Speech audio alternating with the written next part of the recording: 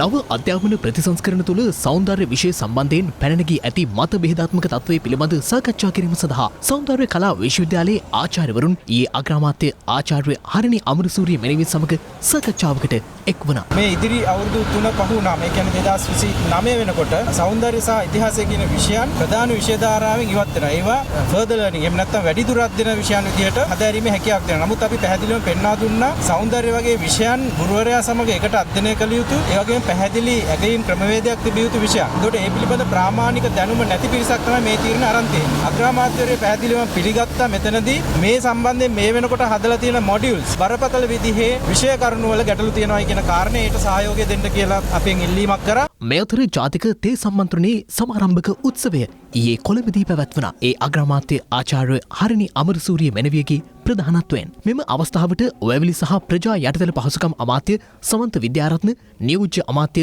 සුන්දරලිංගම් ප්‍රදීප් මහතා ඇතුළු පිරිසක් සහභාගී වුණා. Tea remains a central part of Sri Lanka's economy.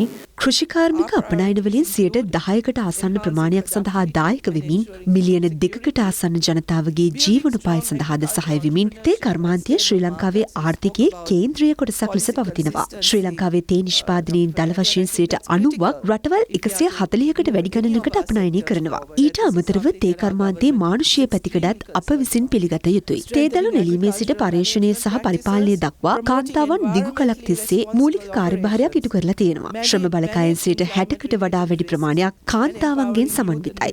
ඔවුන් සර්පදෂ්ට කිරීමේ සිට තේ දළු නෙලීමේදී සිදුවන තුවාල දක්වා සැලකිය යුතු දුෂ්කරතාවලට මුහුණ දී සිටිනවා. බොහෝ දෙනෙකුට තවමත් නිසි නිවාස පහසුකම් සහ ළමා ආරක්ෂක පහසුකම් සඳහා ප්‍රවේශයක් නැහැ.